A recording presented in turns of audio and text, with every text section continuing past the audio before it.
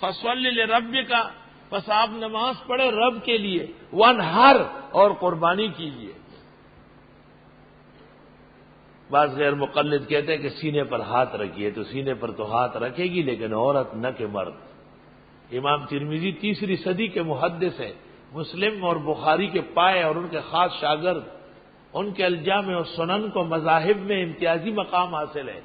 وہ اپنی کتاب الجامع السنن میں کہتے ہیں وَبَعْضُهُمْ يَضَعُونَ أَيْدِيَهُمْ تَحْتَ السُّرَّةِ وَبَعْضُهُمْ يَضَعُونَ أَيْدِيَهُمْ فَوْقَ السُّرَّةِ، کچھ مسلمان ناف کے اوپر باندھتے ہیں، کچھ ناف کے نیچے، سینے کا کوئی ذکر امام ترمذی نہیں کرتے۔ معلوم ہوتا ہے کہ اس زمانے تک یہ پود پیدا ہی نہیں ہوئی تھی۔ فَصَلِّ لِرَبِّكَ وَانْحَرْ، اور آپ رب کے لیے نمازیں پڑھیں اور قربانی فرمائیں، کیونکہ قربانی اگر اونٹ کی ہو تو نہر ہوتی ہے سینے میں، اور اگر اور جانوروں کی ہو تو ذبح ہوتی ہے۔ اور اس پر اتفاق ہے مفسرین کا کہ نہر مطلق قربانی کے معنی میں ہے۔ ان شانئک هو الابتر، بے شک آپ کا بدخواہ، شان آپ کا بدخواہ، شان شین ہو کہ مانے آتے ہیں برا ہونا، عیبناک ہونا۔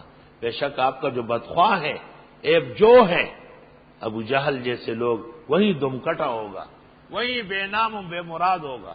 رسول اکرم صلی اللہ علیہ وسلم کے بیٹے ہوتے تھے اور مرتے تھے، تو مشرکین نے طعنہ دیا کہ اس شخص کا دین اس کی موت کے ساتھ ختم ہو جائے گا۔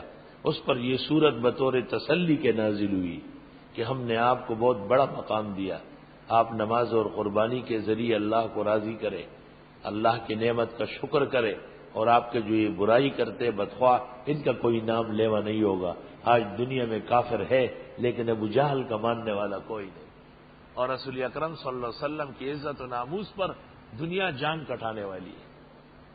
انا اعطیناک الکوثر، یہ ہے پیغمبر کا مقام، فصلی لربک وانحر، یہ ہے پیغمبر کا پروگرام، ان شانئک هو الابتر، اور یہ ہے پیغمبر کے دشمنوں کا انجام۔